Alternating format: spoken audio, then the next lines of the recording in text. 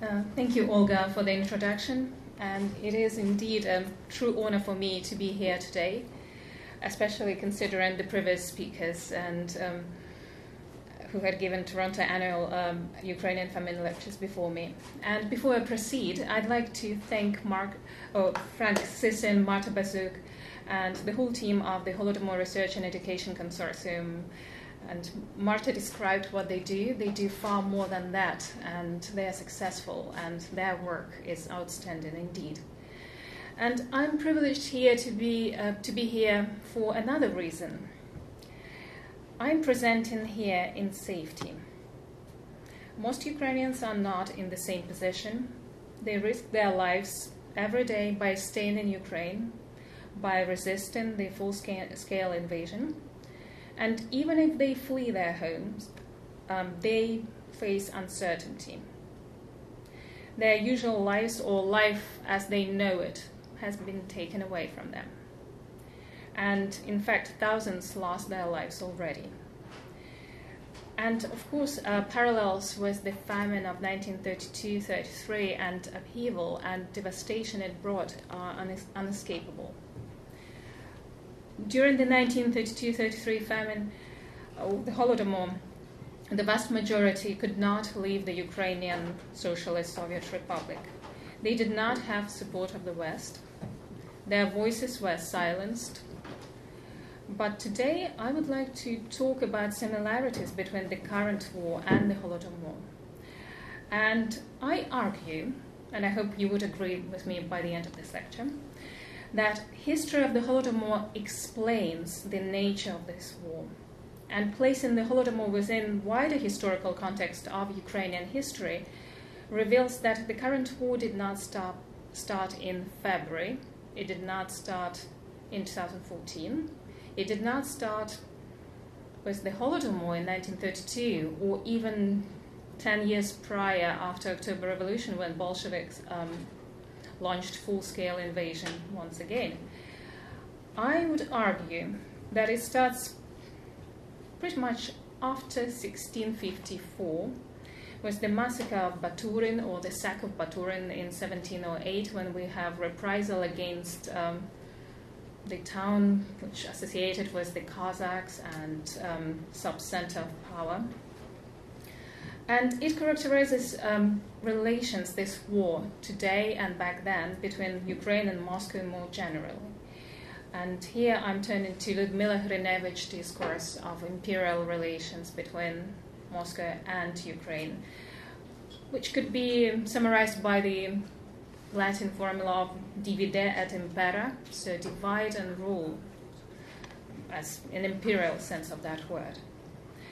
The study of the Holodomor also points to the experience of the Ukrainians today on the occupied territories that we currently do not have full information on, or have full access to that information. The experience of the deported, politics of distribution of food, and so on. Some aspects that, by looking at the history of Holodomor, we would understand better.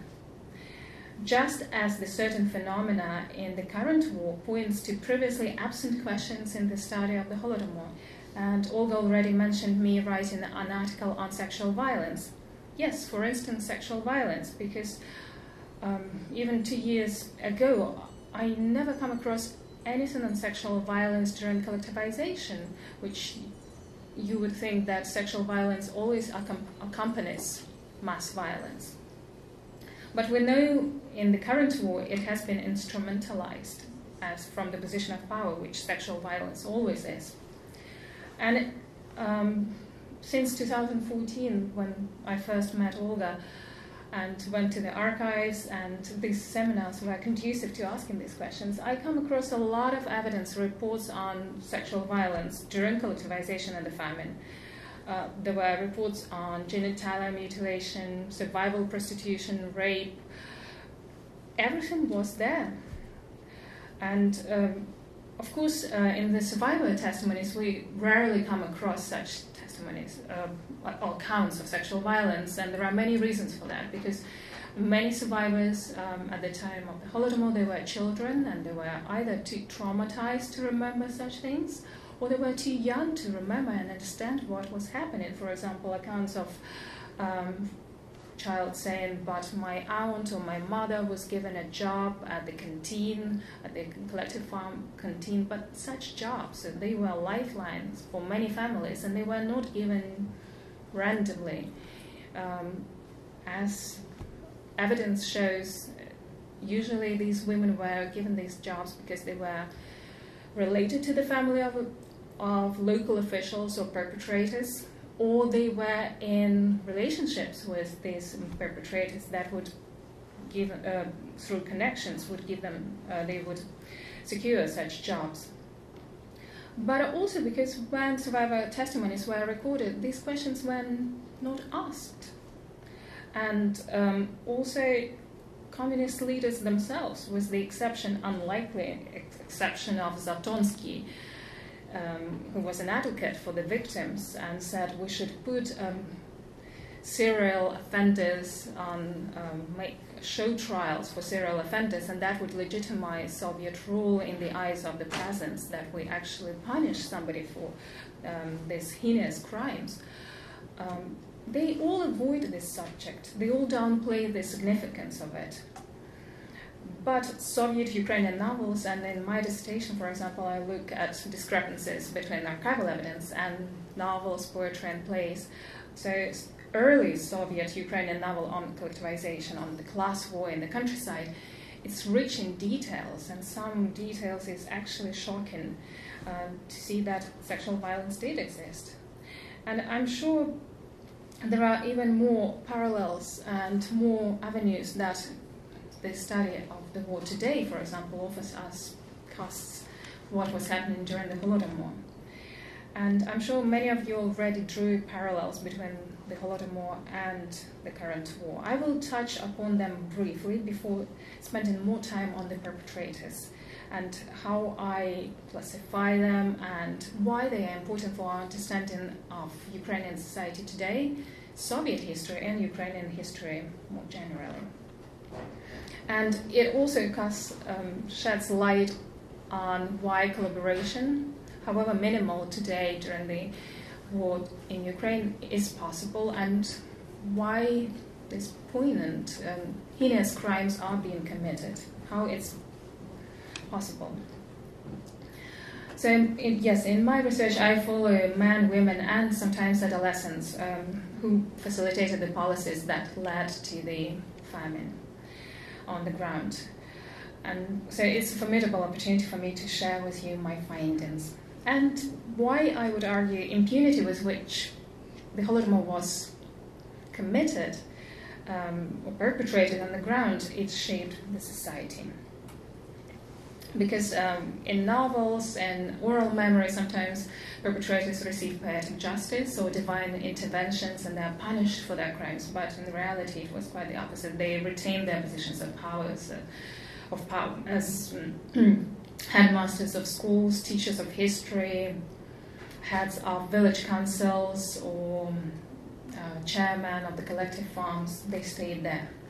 So the first parallel, and here I will share some photographs that haven't been published before. That's from a private collection of one of the perpetrators that taken in September 1933. Here we can see OGPU agents checking the amount of grain procured at one of the train stations in Ukraine. That's September 1933. So when we talk about the 1932-33 famine, it's usually the end of 1932, the first half of 1933. So technically it's past the Holodomor, but it's still, people are still dying of starvation and related illnesses. So these agents or operatives of secret services are estimating how much grain has been procured, and I wasn't given enough information or details about how these photos were taken, but it doesn't seem they are looking into the camera, so it was taken of an official way, I would say. So the first parallel between the current war and the Holodomor I'd like to draw is weaponization of food or Ukrainian grain. in 1932, 33, and today, both on the occupied territories and internationally. So domestically, back in 1933, and internationally. As we know, during the famine, primarily grain was confiscated, and then other foodstuffs in Volyn, for example, in police state would be potatoes. But its export was used at the time as a lever on the international market against capitalist countries, and that's in the times of the Great Depression when prices for grain fell drastically. And according to the research on Toroksin by Yelena Sokina, for example, this Toroksin as the network of state-owned shops buying gold from starving population in exchange for negligible amounts of flour and food. So according to this research on Toroksin, grain that was confiscated from the victims in 1932-33, it didn't constitute the largest proportion of all Soviet exports. So that argument about Ukrainian grain sponsoring industrialization and it was needed or somehow justified confiscation doesn't stand true, actually. It was gold confiscated from starving population that made up the lion's share of Soviet exports at the time. Which raises the question, how convenient, what a convenient coincidence that this network of state-owned shops buying gold from the population was set up just before the devastating famine was about to take place, when people would take their family heirlooms to the shops and lose them forever. So, but bringing back to the current war. Likewise, today we have multiple reports of the Russian authorities on occupied territories controlling food distribution in Mariupol in particular, for example, in the suburbs of Mariupol, where people report of being thrown back in the 1990s when food is scarce and individual cows in the village are praised like lifelines for many families, just as it was back in 1933. And we know that reducing population to survival techniques, it helps to pressure people into obedience, especially to those who control food distribution. And moreover, Russian army stealing grain, farming equipment, and controlling export of Ukrainian grain helps Moscow weaponize Ukrainian wheat once again on the international arena. Because when we think about the countries that are dependent on Ukrainian wheat, especially in Asia and Middle East and Africa, if they don't receive their grain, they try to argue that they can argue that the sanctions should be lifted of Russia. They would be forced into cooperation with Russia, and the countries that support Ukraine would face yet another challenge to prevent famines or humanitarian crisis in Africa and Asia, and result in flow of refugees from the affected areas. So it is reminiscent of that. Of the Holodomor in that way. Then, of course, one of the first parallels is informational warfare. This is the second parallel I'd like to draw your attention to. So, during the 1932-33 famine, it started with the use of euphemisms. There was no famine, as we know, but there were difficulties or food shortages. Likewise, today there is no war, but there is a special operation. And if during the famine the enemies were Pilsudski agents or Polish agents, Petlurists or Petlurites and class enemies, right now the enemies today are NATO soldiers on the ground, British specialists, that's the recent one actually, Banderites or Nazis, nationalists, and during the famine, Kurkuls were hoarding grain, foodstuffs. They were making their own children swell from hunger and die, and there were so many novels and short stories about that in Ukraine at the time.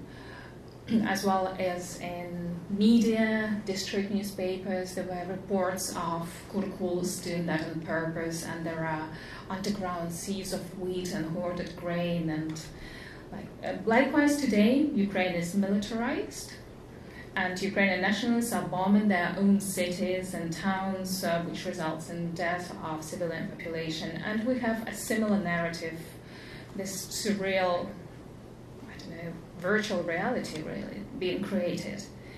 But right now, Russia does not control information as much as it did in 1933. We've got social media, and if in 1932-33 you had village correspondents, which were akin, bloggers contributing to district newspapers and Republican newspapers, right now we have as well commentators and sometimes paid commentators on social media to deliver fake stories, fake news, fake reports.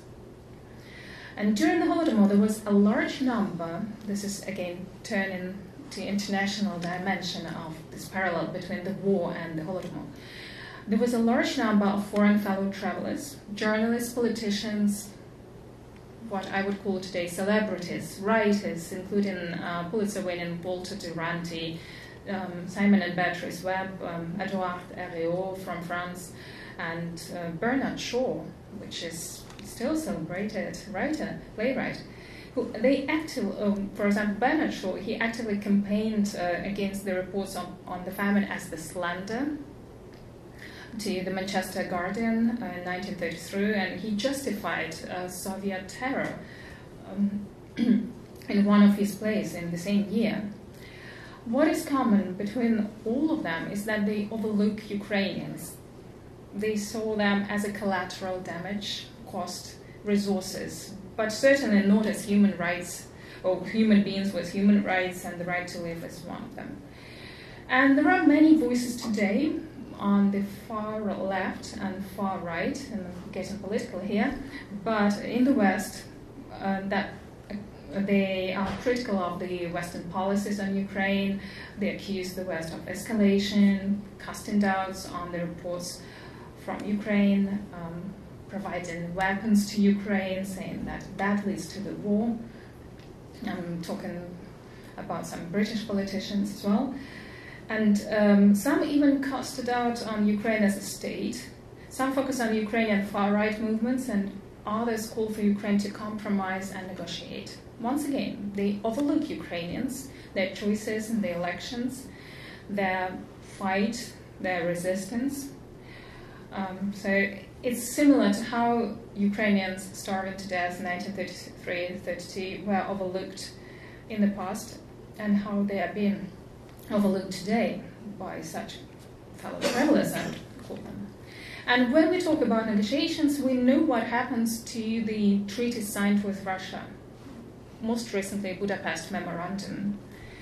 And we know what happens to the people on occupied territories. They become subject to repressions. And that's the third aspect or parallel between the Holodomor and the war I'd like to draw your attention to. Repressions against Ukrainian activists and civil society, Ukrainian civil society. One of the targets during the Holodomor was Ukrainian intelligence, and today there is more works produced on the subject. Political and religious elite as well, that questioned the Soviet rule or potentially could question its policies and could provide a non-Soviet narrative of the past, non-Soviet experience of the past. They could relate to the short-lived independence following the October Revolution. And Ukrainians did not vote for Bolsheviks in the Constituent Assembly elections. So there was danger from the Kremlin perspective of making the link between the intelligentsia or political elite and popular moods towards them. And it included these persecutions and repressions included Ukrainians of diverse ethnic backgrounds. They were targeted. Whether they were called Ukrainian nationalists or Jewish Zionists, they all posed a threat to the Soviet regime on the ground and long term.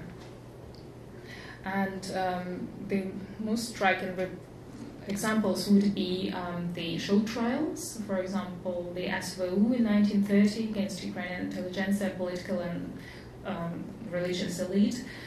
And it was the trial on the Union of Liberation of Ukraine, but also the fight against Jewish activists and religious leaders that were not, for example, allowed to resettle or leave Ukraine for Birobidzhan, the autonomous Jewish autonomy in the Far East, because the argument was that they're Zionists and having them on the border with China posed a security threat.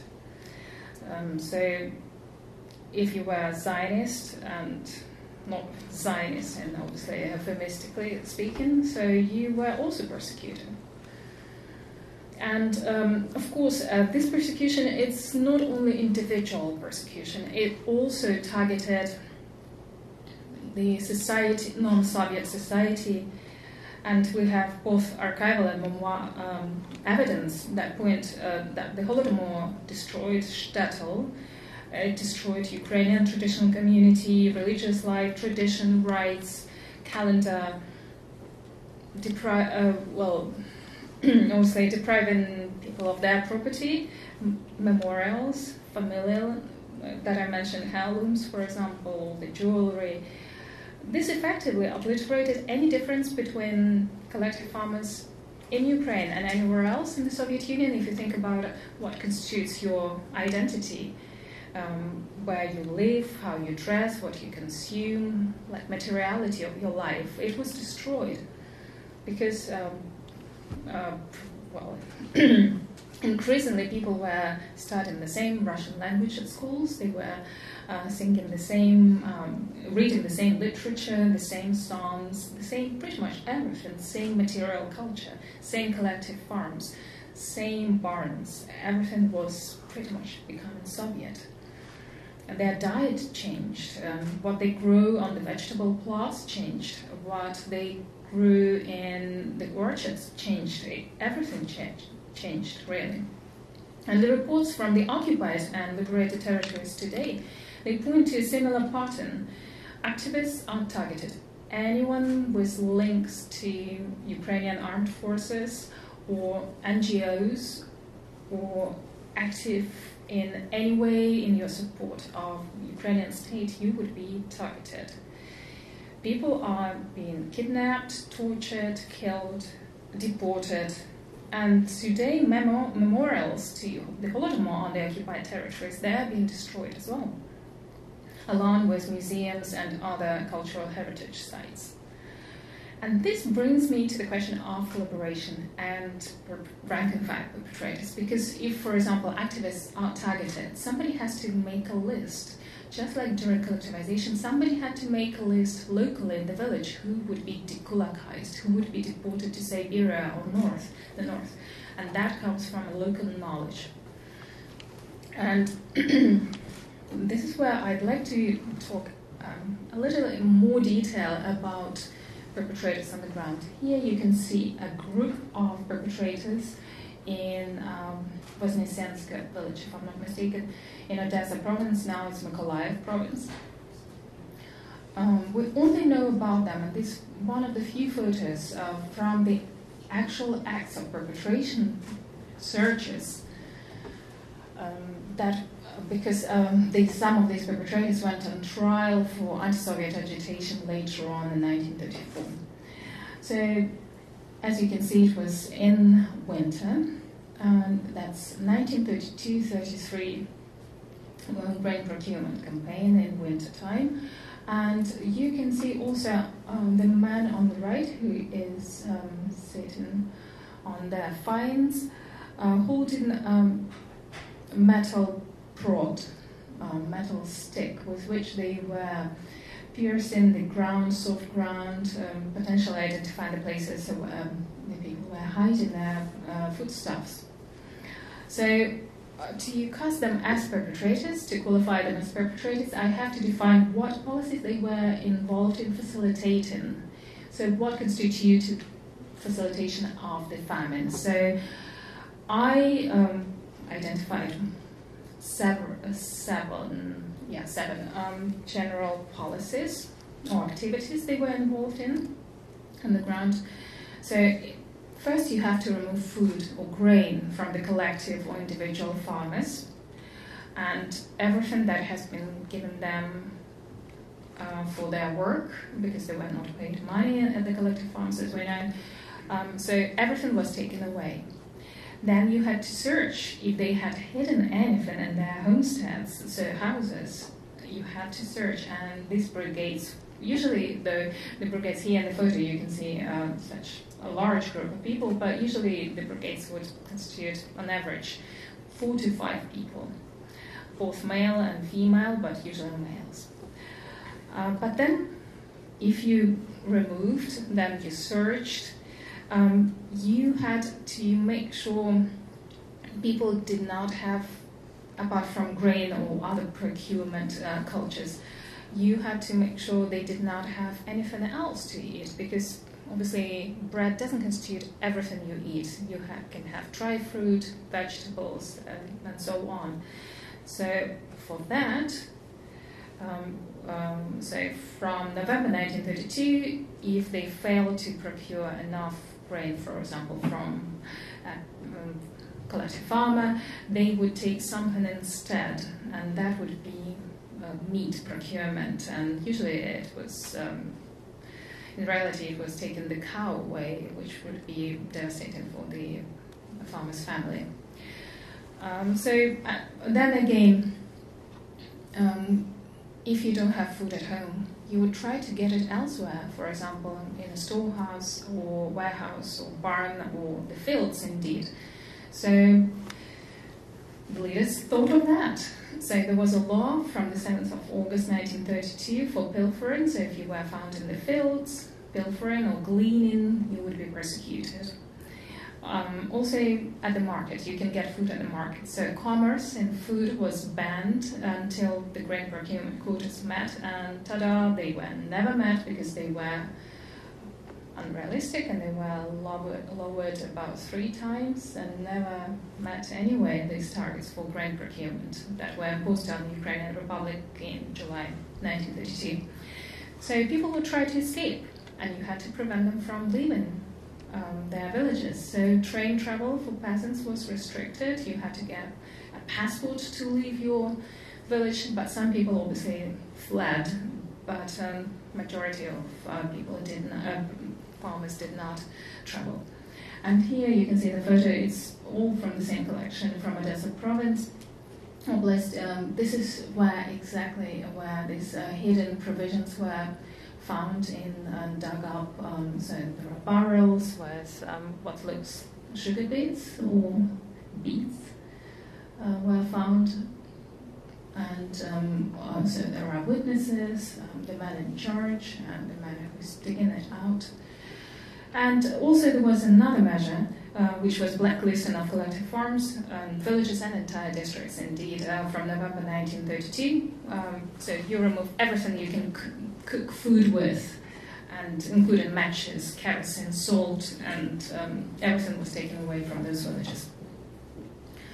And okay, apart from the archives, I also worked with oral memory to establish how they are remembered.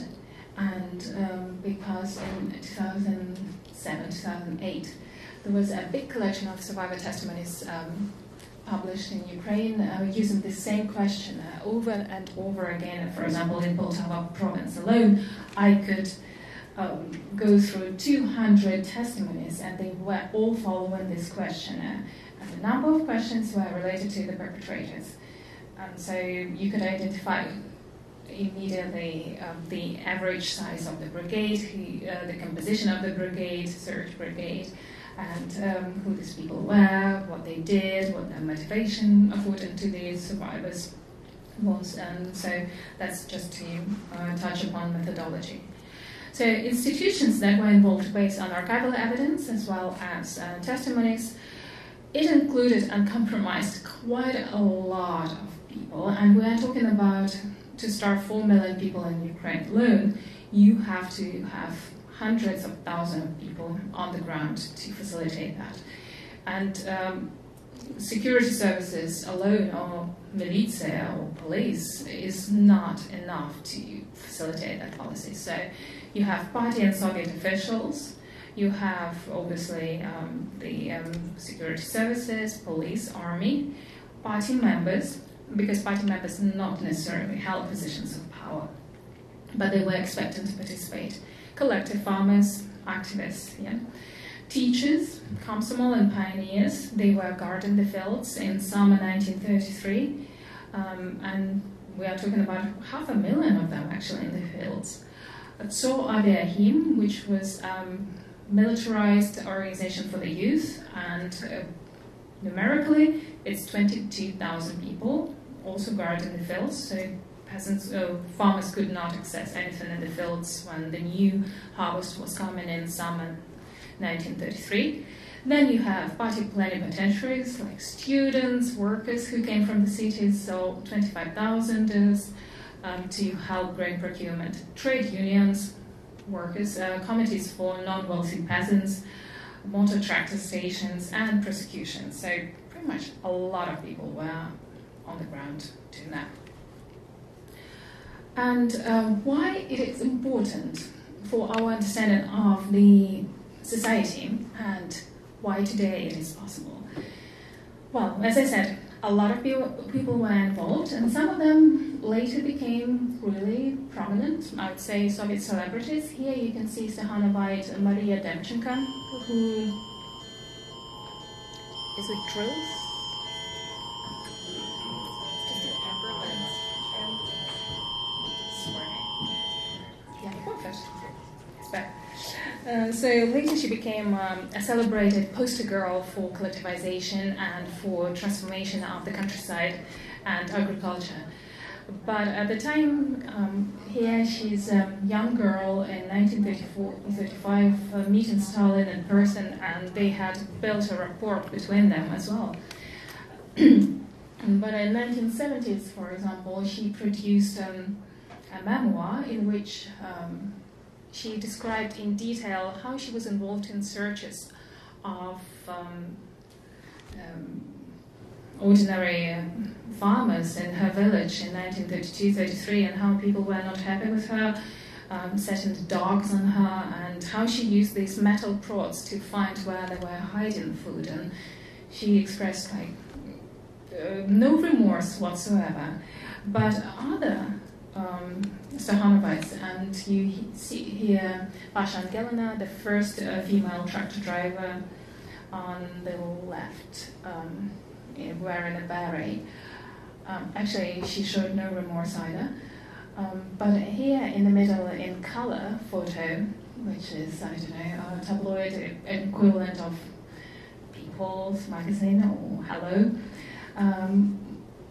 Nadia Zahlada.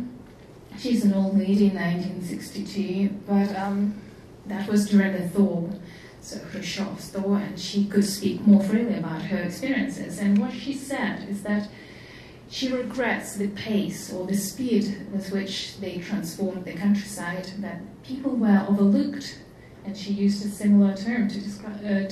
She said, we were after the targets and we forgot about the people. So she showed, between the lines you can tell she showed a little bit, if not de-Stalinization of her narrative, but at least there was some reflection, whereas Maria Demchenko, in the photo on the left and on the right, Pasha Angelina, they laughed in the 1970s. They laughed at their coup villages, saying that they expected us to be punished for what we did, and they were shooting at us, trying to run us over with a cart, and rejoiced when, for example, Pasha Angelina said, I was struck by a lightning for everything I've done to them. But no, I survived, and there is no poetic justice, the words to that extent. So some of them became part of the system, and they showed no remorse, and again overlooked peasants, people in the countryside. Then I also, in my research, looked at female perpetrators, because sometimes in the patriarchal society, when you are involved in something that is reserved for the man, you are later cast as not monsters but abnormal women. So I have reports when female activists had to leave the villages after the famine to just change their, not identity, but to start their lives anew, because living alongside with their victims was not always easy. Some activists faced reprisals themselves, and we have a parallel with that. Here you can see the funeral of an activist who was assassinated by the Kurkuls or kulaks. And we have some officials on the occupied territories also targeted by resistance on the occupied territories, and they are assassinated. But majority of the perpetrators, and here you can see a group in the 1950s who were young during the famine. Now they are just ordinary farmers, collective farmers here. Majority of them stayed in their villages. They didn't become Stahanovites. They didn't leave their villages. They stayed and intermarried with the victims, and so you have very entangled histories. Sometimes when I interviewed post-memory of the events, different members of the same family would tell me different stories. And here I would like to draw your attention to the man in the middle, who's an unlikely face of the Holodomor perpetrator. And I meant this one. I'm not sure whether you recognize him, but here it is. It's Leonid Brezhnev. But during the famine in 1932, well, he looks more glamour than he did in 1932. He was the head of the trade union at the Kaminsky Metallurgy Institute, and he was expected to take part in grain procurement, which he did. And he did, it's today's Dnipropetrovsk Oblast. He had already experience of collectivizing villages in Russia proper. So when he returned to Ukraine, he had experience of mass violence, dispossession, deportation. And so he was really successful. So in a couple of years, he actually became the dean, well, I would say, call that position a dean of the institute, being really young. So he definitely demonstrated some results and loyalty during the grain procurement. And we know what happened, obviously, with his later career. But also there were perpetrators who later became dissidents. And people immediately that spring to my mind, apart from Lev Gobolev, is General Petro Grigorenko and others. But Lev Gobolev, which I followed in my research as well, was very economical with the truth, and Holodomor Research and Education Consortium was got his recorded interviews, which are incredible, because when I went to the village where he worked and interviewed descendants of the perpetrators and went to the archives and looked at the files of the people he was working along with, it was a completely different story. And this is not original, because we know that in perpetrator studies, in different cases, from South Africa to Bosnia, when people construct their story and self-representation, they present them in a better life. They tell us improbable or impossible things. And there are different questions and how you work with that memoir literature. So you read it in a tandem, you ask those questions, and if they provide a lot of vivid details, those accounts sometimes are more likely to be truth. And if I was to compare Lev Gobolev today with the current perpetrators of the crimes in the current war in Ukraine, I would compare him to his account with the account by a Russian commando or Spetsnaz, Pavel Filatyev, who is now in the West and provided a testimony about his experience. And his account is telling us of Russian authorities being incompetent, whereas there is no reflection of what the Russians are actually doing in Ukraine and why they are there. In fact, it's compared to the Chechen wars, the current campaign, an invasion in a way that this Chechen war was had some honorable ideological background, according to Filatiev. So, and he's talking about true believers in a way that Koplev does, whereas we know that Koplev cooperated with secret services and he benefited in terms of his career from his participation too. So, and Filatiev also denies that Russian soldiers are involved in looting, in rape and other crimes. So there are many inconsistencies in that. So where does it lead us, apart from these comparisons and explaining how and why people participate in perpetration of crimes, really? So I'm using typology by Let's Mullers, a Danish actually, researcher. It's an overarching typology why people participate in mass violence. There are 6 major groups, and here you can see different brigades, again from private collections, the photos. So if we talk about professional, and you can belong to the same group, it's not uncommon. If we're talking about professional perpetrators, it's police, army, secret services. They are expected to enforce policies with violence because they are enforcement bodies.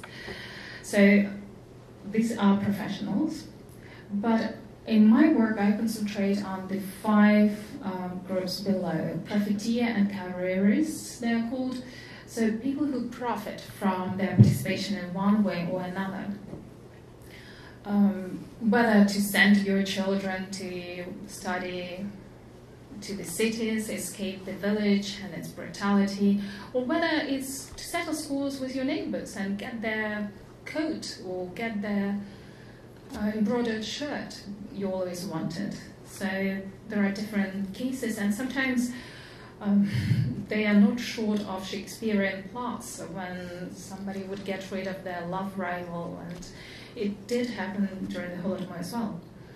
Then you have fanatics, and Koplev argued that he was a true believer, but according to the latest studies in political violence, only 5% of all people participating in political violence could be cast as fanatic. For example, Koplev said, in this Poltava village there were plenty of, I suspected them of being these peasants, of being Japanese spies.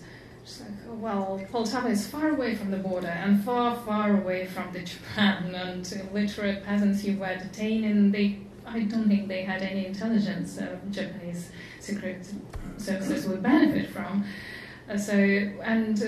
Koplev, for example, saying that he's never seen people dying of hunger in Popivka, in that village, where 2,000 people died in 1932-33, and we're talking about 2,000 out of 6,000, and the whole village streets, or Bulitsa, were wiped out. So he's very economical with truth, saying that he hasn't seen, and he believed in what he did.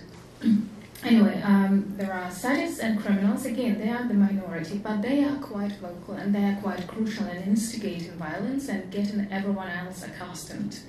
So they just embrace the opportunity of mass violence to go and commit those crimes. But the majority of people, and that's been proven from Burundi, Uganda, genocides and mass violence in other countries, majority of the people are followers or conformists. And this is social evolution, because we know in a group we would survive, we have better chances of survival. And for example, if we take this audience, 60%, or around 60%, would actually pull the trigger or go and search. And that leads to compromised perpetrators, because here the lines between followers and compromised perpetrators during the Holodomor are very blurred. For example, if I don't go and search the house of my neighbors, my neighbor would come and search my house and my children would die. Or I see there is no way out, actually, and especially during the famine. So when people are really, there are chemical reactions actually in the brain, and it's been proven in other studies that you do not sometimes make adequate decisions or decisions you would otherwise made. But the followers' attitude is, I would summarize with a quote from one testimony when the victim confronted the perpetrator, taking away the last foodstuffs from that family. Perpetrator replied, because the victim said, we know each other for so many years, why we were baptizing children together, why you are taking food away from us? The perpetrator retorted saying, well, what else would I do? That's it, we've just been sent there, here, and we are doing it. And obviously when you remove food, you don't see the victim dying immediately, and you are removed in time and in space from the result of your action. So that made it possible as well, in a way. And I wanted to share these photos, and some of you who follow Bellingcat maybe seen this photo already. That's this group of people works in St. Petersburg and Moscow. The exact location differs, according to the report by Bellingcat, The Insider, and Der Spiegel. But this group is called Main Computation Center of the General Staff. They are in charge of launching the missiles, cruising missiles on Ukraine, targeting critical infrastructure in Ukraine.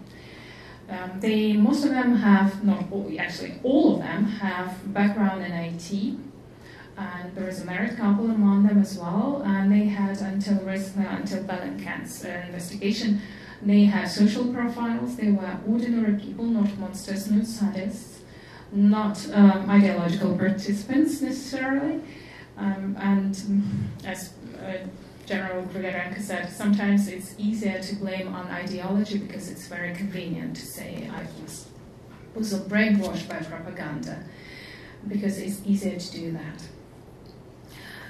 So I'd like to pause here just for a minute, which leads to the summary on why collaboration is possible.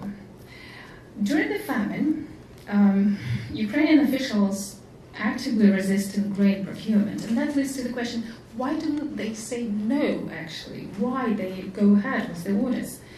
The officials resisted grain procurement campaign. Some of them faced show trials, and there was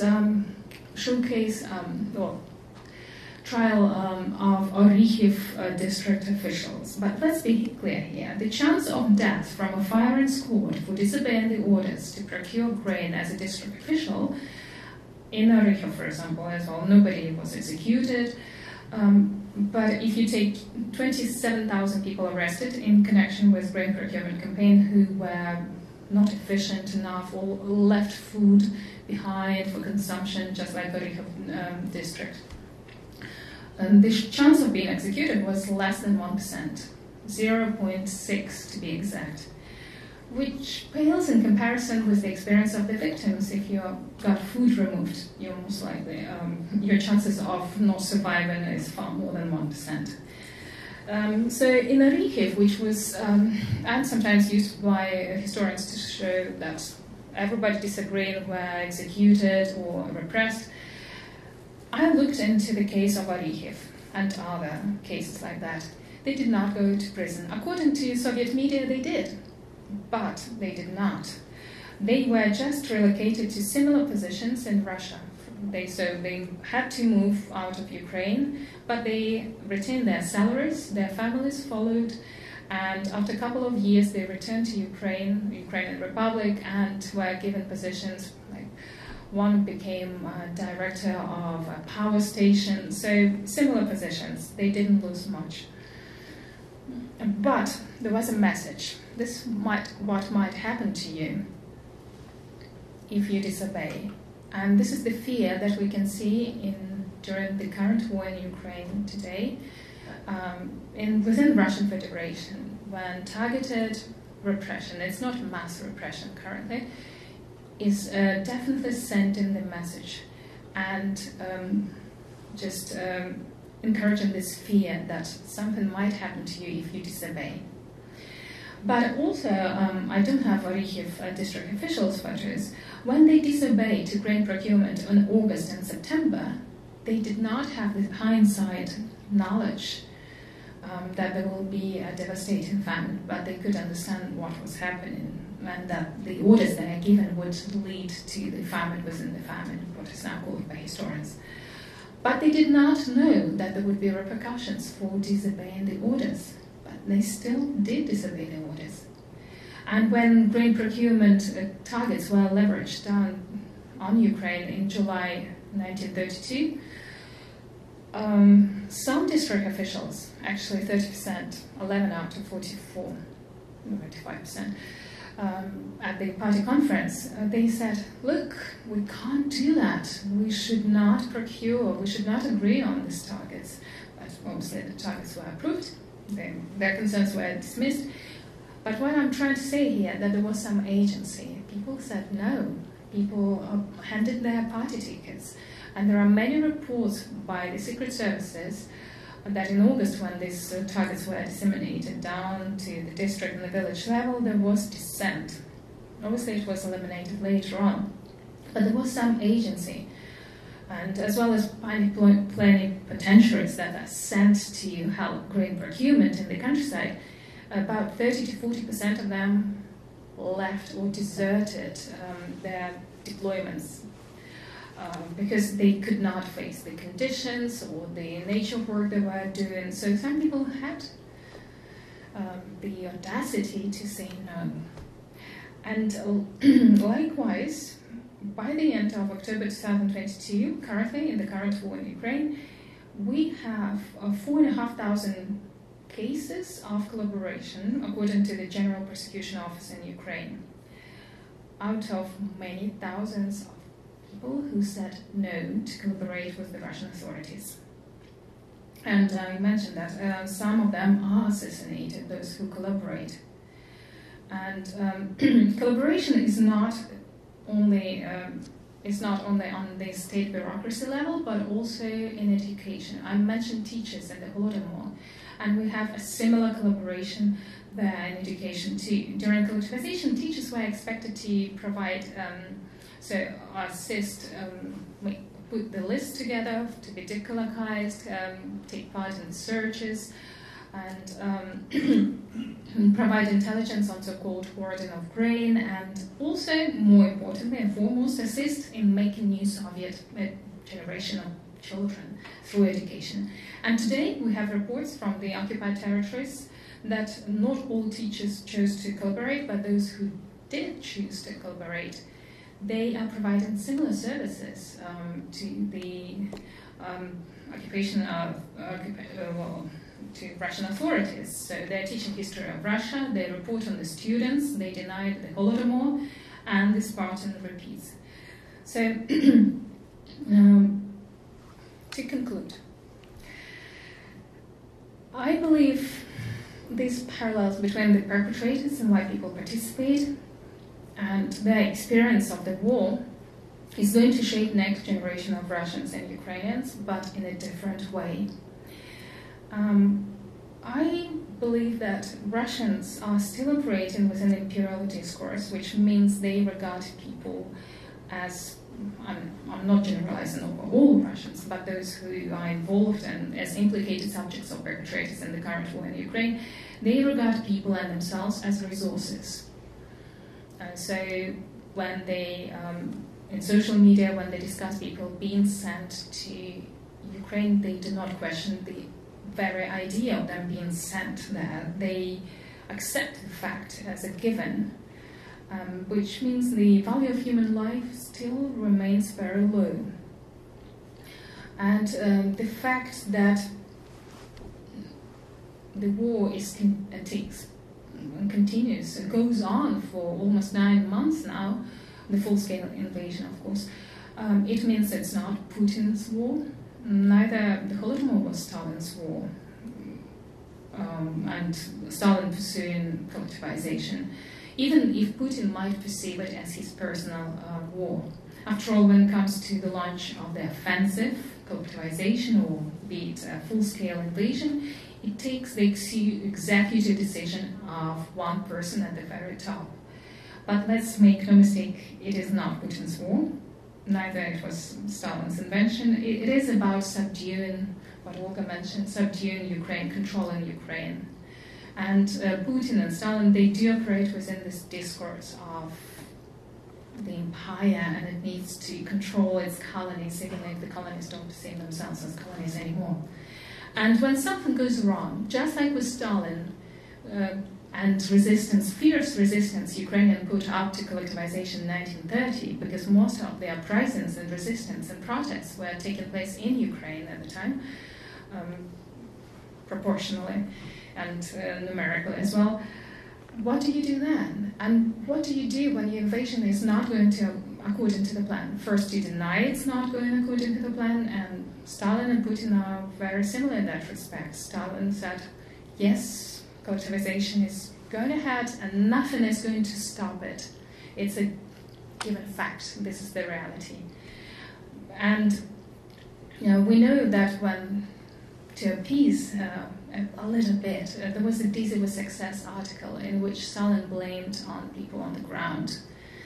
Likewise, Putin is blaming on the people below him. They are dismissed, they are changed, their positions are changed, replaced, and some key figures in the business establishment actually disappear under very dubious circumstances. There are suicides and some murders.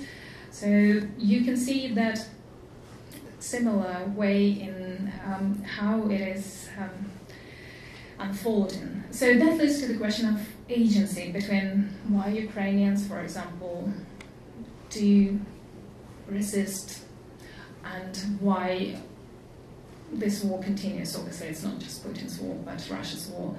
The question of agency, and it's difficult, it's a confluence of many factors indeed.